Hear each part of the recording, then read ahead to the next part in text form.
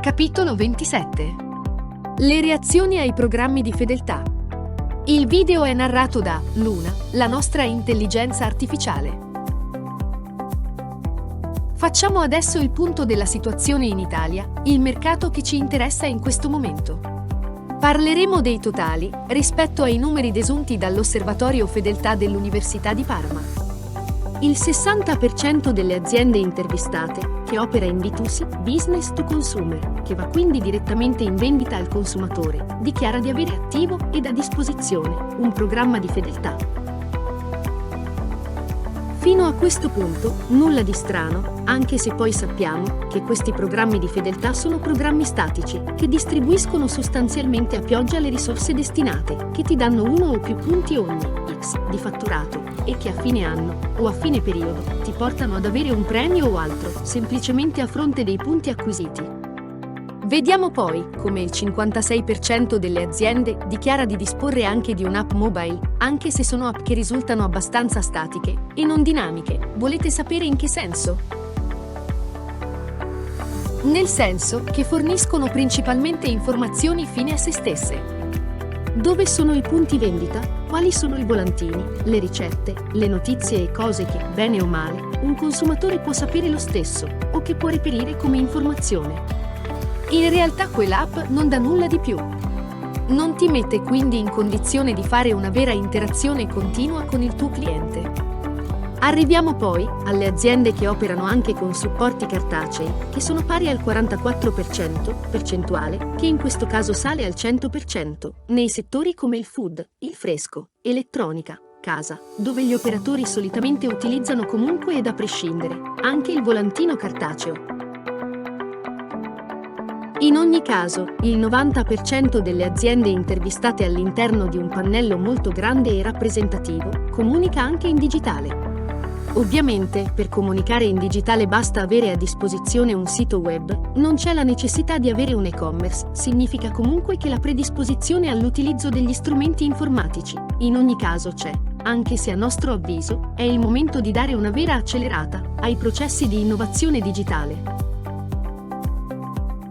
Vediamo anche quali sono i dati che mostrano il comportamento di acquisto degli utenti. Il dato più eclatante è che ben il 40% di tutti coloro che partecipano ai programmi di fedeltà come membri dichiara di essere attivo. Fermo restando che dobbiamo vedere cosa significa essere attivi con il proprio distributore, significa comunque che leggendo il dato al contrario, il 60% di tutti gli utenti non effettua nessuna azione nei confronti del negozio o della catena nella quale va a fare la spesa o i propri acquisti in generale. E questo per un'attività commerciale è quanto di più sbagliato, perché l'azione e l'interazione continua con i propri clienti è il metodo di ingaggio maggiormente efficace. In ogni caso, ci dobbiamo per forza di cose domandare come interagisce quel 40% che dichiara di compiere delle attività seppur minime, quindi delle azioni verso la propria catena di distribuzione o negozio, dove si reca per fare gli acquisti. Dobbiamo anche capire quali sono le azioni che vengono compiute, quali sono le interazioni che permettono al distributore o negozio di catturare veramente l'attenzione, quindi la ripetitività degli acquisti, piuttosto che l'allargamento in profondità da parte del proprio cliente. C'è poi un altro dato molto importante, che vedremo nella prossima tavola, ed è rappresentato da quanto viene investito da parte delle aziende in questi programmi di fidelizzazione, o presunti tali. Qui scopriamo degli altri elementi, che a nostro avviso sono eclatanti e confermano quanto siamo indietro rispetto agli esempi più virtuosi. Vediamo come la parte più alta e consistente, il 52,6% del totale aziende rappresentate ed intervistate, investe dallo 0,1% allo 0,9% del proprio fatturato in programmi di fidelizzazione, cioè pochissimo, per non dire quasi nulla. Dobbiamo considerare che negli Stati Uniti, e più in generale nei mercati già molto maturi ed esperti, questi investimenti vanno dal 2% fino ad arrivare al 7%, dove il 2% rappresenta veramente il minimo sindacale. Qui vediamo come la parte più importante delle aziende è posizionata ai minimi e la fascia subito dopo è posizionata con investimenti dall'1% o l'1,5%, e in questo caso stiamo parlando del 26,3% delle aziende. Riassumendo, quasi l'80% delle aziende investe meno dell'1,5%, quindi meno di quel 2% che abbiamo visto essere il minimo sindacale, e se pensiamo ai tempi, ricerca del 2019, è già relativo a ieri, perché oggi già si sta andando verso un investimento medio del 4% per arrivare fino a punte del 7%.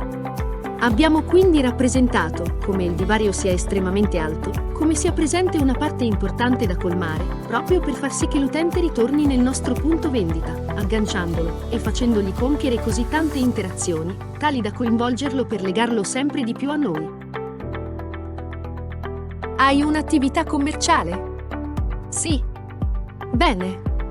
Aprila anche online tramite noi.